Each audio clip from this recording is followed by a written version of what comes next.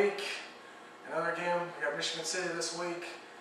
We got a big game to talk about last week and a big record that was broken. Well, probably one of the most prestigious records at Portage High School. Absolutely. Portage is known, I believe, I call it running back high here in the area. I mean, I think year in, year out, Portage always has one of the top running backs here in the area. And it's no different now. Jake Dixon, I don't really consider him a running back. I consider him more of an athlete playing running back. He looks more like a wide receiver. But nonetheless, he beat Joe Christian's record set back in 1994 at the Bricky Bowl. Not as impressive, team they did it against. I mean, the 94 Brickies were a damn good team. But still, nonetheless, 300 and how many? 300 and...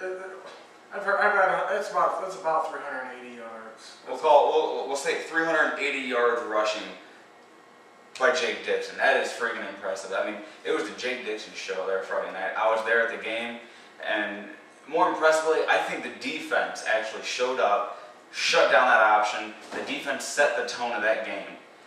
The reason I think Jake Dixon got that record is because of the defense. The defense kept Chesterton's offense on the bench.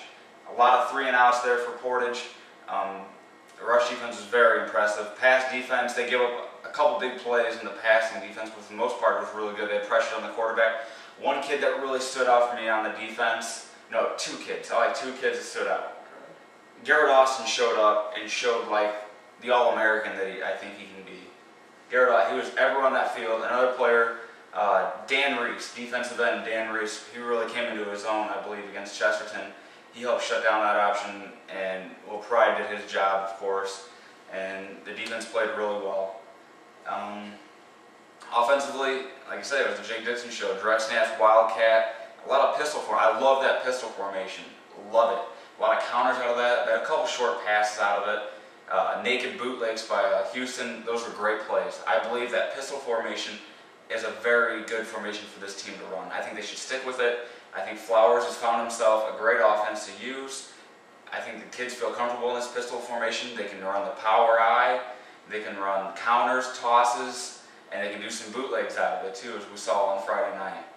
Houston looked pretty comfortable in that too. He wasn't asked to do really too much of anything except with his legs. I believe this week they have a better matchup here. They have more opportunity to do more here out of this pistol. They're playing one of the worst Michigan City teams in recent history. These kids just don't seem like they want to play football. The Michigan City Wolves are struggling to put up points week in and week out, and their defense loves to give up at least 40 points a game. So let's go back to that game. Obviously, pretty much the only real drawback for me, not being there. I mean, I had to miss that great performance, and unfortunately, couldn't get any video of that. That's my fault. I thought Portage was going to lose and it was going to be a boring game.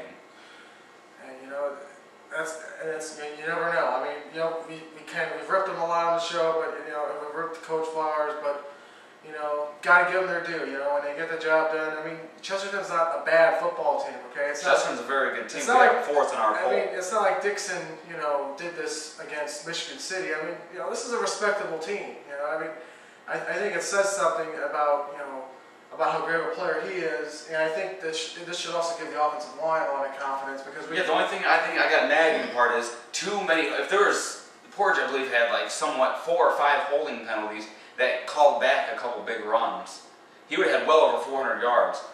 They call it, but I don't blame the player. The right tackle was always got called for holding, and Vince Fisher got called for a big holding penalty too. But that ref, there was only one referee calling that penalty.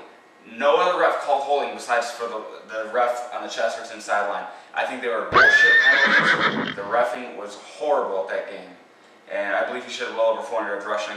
The left side of that line, Joey Little and I believe Nick Sky, that just dominated on the rushing part of the end. They just opened up huge holes for Dixon. So I mean, obviously, when we say, well, let's scrap the power run game, let's go back to the spread, let's change quarterbacks. From what you saw at this particular game, has Portage found an identity? I believe the pistol offense and the wildcat is something they can use effectively, but the passing isn't there. I believe the wide receivers are not very good. I don't think Hinkle or Barnes, whatever his name is not going to get the job done. Play Alvin and Rashawn both ways. I was surprised. Rashawn did not even get on the field on Friday. He was dressed. He looked okay. I don't know if he was hurt. You're talking on both on defense? Yeah, did not play defense, did not play offense, did not return kicks, nothing. I don't know if he was hurt, disciplinary action, but the kid's a great kid. Do not think it was disciplinary action. I'm guessing it had to be some type of injury because I know he had something wrong with his hip or his leg was cramping or something like that. He was cramped. I don't know if that was an nagging injury, but I believe you play Rashawn Coleman at wide receiver and Alvin. Play those kids both ways. Those are your best wide receivers. You got to play them both ways. Then you got a legit threat, deep threat in both those kids. Rashawn Coleman showed me he could catch a short pass, take it the distance. Another thing, I'm very impressed with Chris Knies and the JV game. 3 touchdown passes, 2 running. Why not get this kid involved in your passing attack? If you can get a passing attack in that pistol offense, that team would just be unstoppable. Because Dixon again showed he's not the greatest passer. And Houston, yeah. Well, Dixon, he threw a kind of a bad ball too. They did a little trickery out of Wildcat, a horrible ball, almost got picked. It was dead duck. I have to agree with you. If they're having this kind of success, they ran for over 400 yards as a team in this game. And obviously, they're going to pretty much do whatever they want in this next one against Michigan State. They got to get ready for Valpo. If they can, come out and establish that run game and kind of force Valpo to put 8 or 9 guys in the box, then yeah, you're going to have some single coverage, or maybe, and those are going to be much easier reads for Houston. Maybe once they put everybody in the box, then you might see a couple shots downfield. Well, let's talk a little about this Michigan City game. I don't think this is a game we're really worried about. That's a nice big game, homecoming. Let's go to the key matchups here. Yeah. Let's go to the Owls Tire Shop matchup of the week. Portage versus City. Offense. Dixon coming off a huge record-breaking game. Michigan City struggling to score double digits at all. Let me say one thing. I was on the MAB show, the scoreboard show. Those guys, they did the Michigan State Lake Central game, and they were saying, Michigan State has some okay athletes this year, but really their real issue is line play, and their offensive and defensive lines are just awful, and that's really why they get beat by such large margins, because the line play just isn't there. All right, big advantage offense for the Portage Indians. Too many playmakers for Michigan City to stop. Defense. Portage is night and day when it comes to defense. They looked impressive against Chesterton. Chesterton showed they're a good option team, and Portage absolutely just killed it. But then again, a week before, they are giving up huge runs to Bacon and company for Crown Point. Nonetheless, City's giving up 40 to 50 points a week. Look what Denzel Pierce did to them. Huge advantage Portage on defense. Special teams. Again, Portage has all his athletes returning kicks. They got, not the greatest kicker, but a very effective kicker. And your telephone's ringing, JT. Yeah, people are trying. We got a caller. We're gonna call her. They're calling the hotline, but. Hi, you're on the air. All right. They hung up on me. All right. Special teams. Again, too many weapons in the return game. Absolutely. Gotta agree with that. And great kickoff coverage too for Portage. They did a very outstanding job on kick coverage. Intangibles. It's homecoming again. Yeah. Portage always beats Michigan City, not only at homecoming but any time. The only time I can remember seeing Portage lose one game against Michigan City.